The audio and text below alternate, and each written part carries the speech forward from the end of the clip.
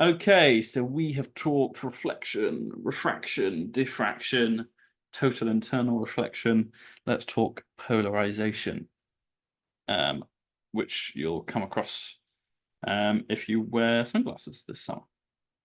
Transverse waves. This only really works for transverse waves, longitudinal waves. They oscillate along the same direction they propagate. Like if you get a slinky and sort of shush it along its length, you'll see contractions or rarefactions. This conversation is longitudinal exclusive. We're not talking about longitudinal waves. It's transverse waves only. Transverse waves, they're defined as propagating, as oscillating in a direction in a plane perpendicular to the direction of propagation. Could be up and down, could be side to side, you name it. A polarized wave is the case where the oscillations are truly in one plane rather than a sort of mixture of lots of different planes. Sorry, I accidentally pressed the eraser function. Rather than a mixture of lots of different planes where you can get a situation where it's all a bit messy and there's up, down, diagonal, side to side, all superimposed on each other. That's an unpolarized wave if you have all that combination. If you have just the one, as here, up and down only, you pass it through an up and down filter, and look, the wave is undiminished.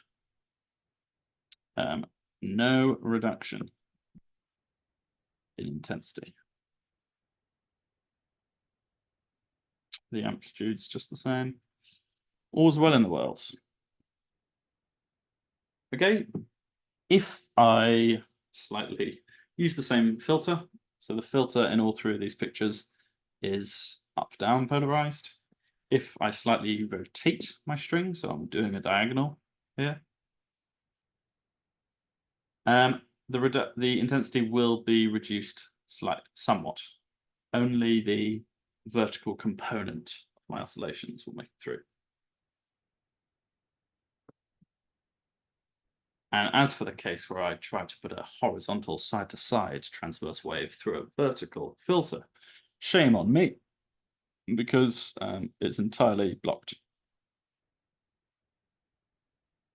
There is no vertical component in the input wave, so nothing makes it through. Right.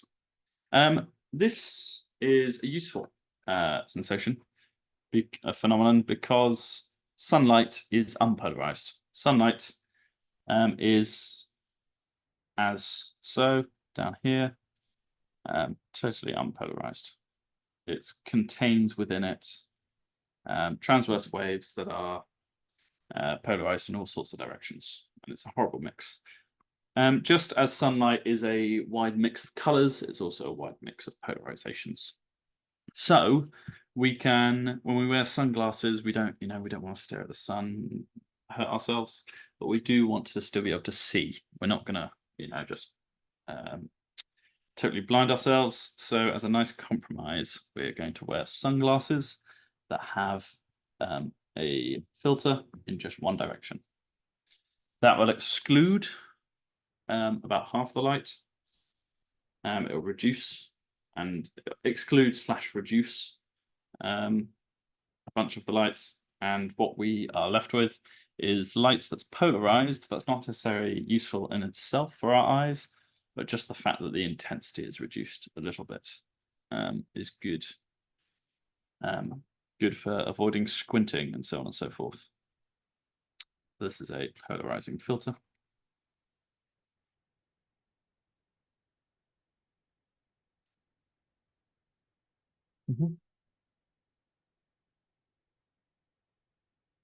And here you can say, look, hey, it's polarized.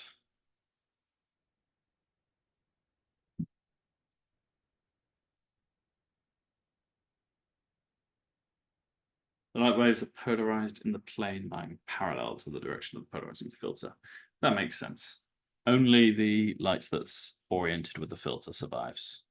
Just as if you have white light and you use a color filter, say green, only the green light's going to make it through. The red light is stopped, blue light stopped. Similar story here. Okie dokie. Polarizing sunglasses. Polarizing sunglasses act as a polarizing filter, blocking all polarizations of light from the sun, except those in a single plane. Consider holding two lenses of these sunglasses up to an unpolarized light source, with one positioned along the line of sight behind the other.